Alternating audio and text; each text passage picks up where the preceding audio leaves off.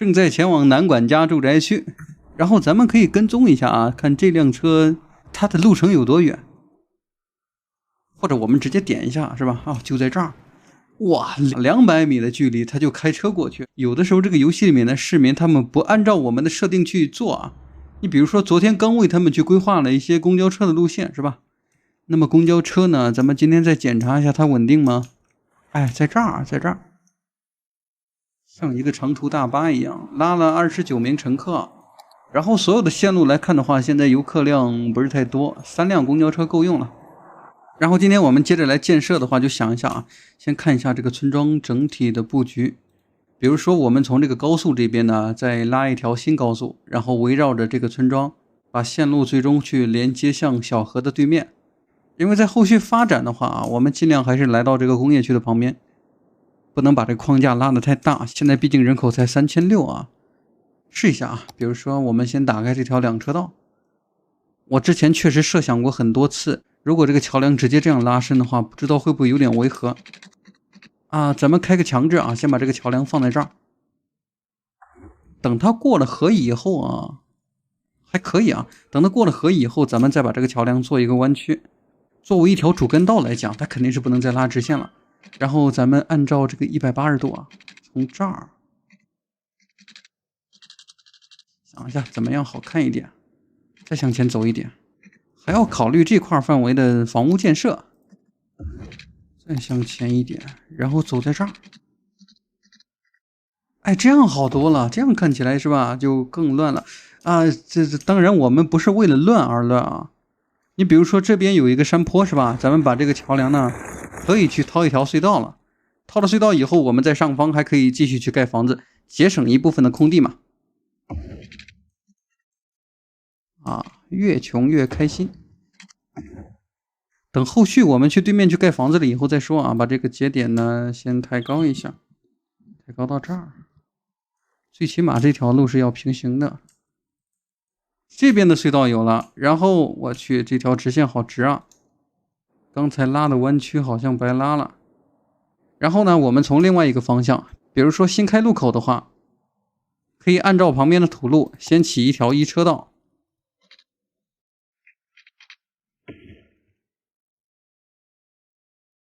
用這一條1車道，我們再把它給抬高，做一個高架的模式。等後續這個地方肯定是不會再堵車的，把對面的2車道再拉過來，然後再連接一下匝道，1變1 2。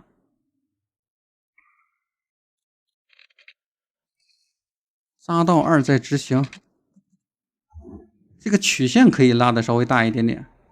然後另外一個路口它在這兒，這條路口不是太好連接。咱們先刪除一條，我們就把這個路口呢稍微去整理一下，這個路口刪了，讓這條2車道呢通過這個方向去平行。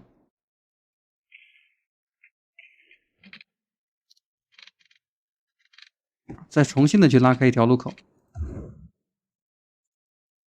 我們每做一個區域，盡量都要把那個環城高速的入口啊去提前去想好。那麼這個方向的2車道呢，我們就可以讓它繼續以高架的模式前行了。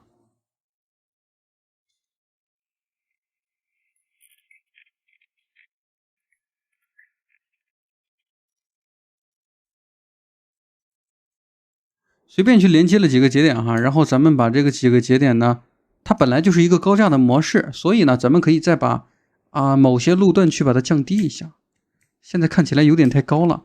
特別是我們前方去越過這個高速的節點，去把它統一一個合適的高度，太高的話就不太像是一個村莊了。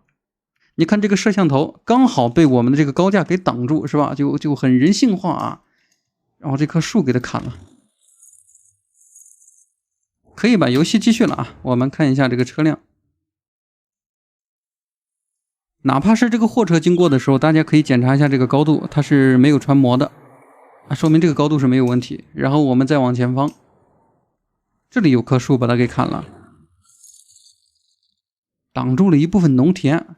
就是我有點不是太明白啊，這2輛車為什麼還在這個位置？他們占住了我們的農田。這個遊戲我們沒有辦法，只能拿着錢包抵工資。再找一片農田啊，複製一下。比如說這裡穿模了是吧？把它刪了。通過前方我們去找一片小型的農田，再把它給複製一下，把剛才那個立交下方去给它填滿。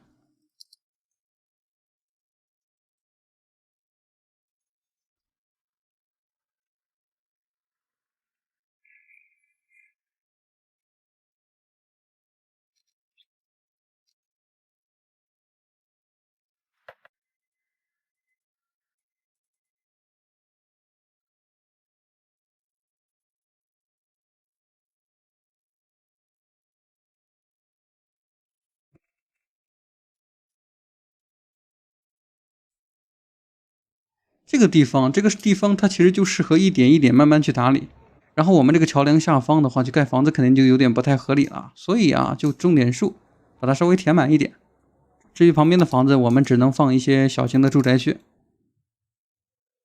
低密度住宅區啊。作為一個貧民窟呢，這個房子該有還得有，就是看這個房子旁邊再放什麼了。剛才填的一部分農田呢，在這兒也沒有問題了。咱們再去看一下這個橋梁，不用修補啊，挺好。就是前方的這個節點，咱們把它稍微平滑一點點。我突然發現啊，這個昨天在這裡放的寫字樓突然憑空消失了，是因為我們現在這個村莊的學歷都達不到大學的一個標準。如果現在我們實在要建設大學的話，需要這個人口達到6500才能解鎖。那麼寫字樓就可以先不着急了，咱們為他們安排工作的話，還只能來這個工業區。我們看一下，再買個地皮，就買在這兒。咱們就繼續開一條工業道路，這樣吧。然後我們再檢查一下這裡的資源，看一下，什麼都沒有。但是遠方的話，這裡有一片森林。我們是可以手動在這兒種一些樹的，把這裡打造成一個木材廠，既可以安排更多的工作崗位，也可以讓我們這個區域看起來沒有那麼統一。在一個峽谷裡面肯定是不能太整齊的，我們把這個林業的主樓啊放在這兒，因為這個工業的行政區他們是不出車輛的，我們把它放在主幹道的旁邊，可以減少一部分的資源，再去連接一下水管。建設林業工人宿舍需要2級林業區，那麼這個林業區它現在升級肯定是升不了的，咱們可以先把鋸木廠放在旁邊。OK， 然後旁邊再為它放置一個小停車位。作為一個林業工業區呢，他們剛進來以後把車停在門口是沒有毛病的。不過鑑於現在解鎖的建築比較少，我們只能先去拉一下圍欄，再去放一些小型的樹林。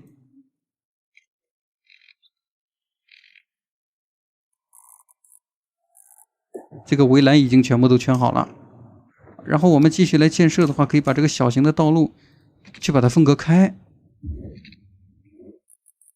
鋸木廠有了，然後再來一個小型一點的倉庫，左邊的位置基本上全部把它放成行政區。由於沒有解鎖宿舍，咱們可以把宿舍的這個位置先留起來。至於右邊呢，可以再切回到一條土路，右邊就全部做材料去了。小型樹木種植園，中間留2格，然後我們可以再穿插一些小型的道路。就是這個樹木的顏色為什麼看起來這麼淡呢？跟我們這個地圖的主題不是太搭，把這個樹木換成別的顏色看一下。就它吧。好像這個顏色都不是太好看啊，就先這樣吧，隨機一點，再來一點。6片樹木種植園，然後我們檢查一下這個工業啊，點開這個林業的主樓，我們可以觀察到現在林業的工人數量已經達到了89個人，就是生產的資源單位太少了，等到生產的資源單位達到500，它就可以升到2級了。然後我們再把遊戲加速一下。點開右邊的林業，觀察一下，自然資源不夠。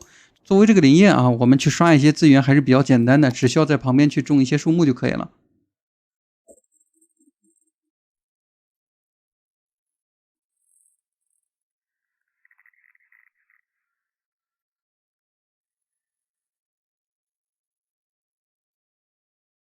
现在我们再来檢查一下這個鋸木廠呢，林業初級製品已經夠了，已經儲存了有15噸。然後他把這個樹木呢去製作成刨平木材，就可以進行出口了。比如說，咱們可以跟蹤一個啊，就點開這個林業車，你看他要將林業產品運輸到感性服飾有限公司。我第一次發現還有這樣的現象啊，就是我們林業的工業呢，它生產的一些商品可以賣給普通工業。那麼這個普通工業他們在進口商品的話就不用走高速了，是嗎？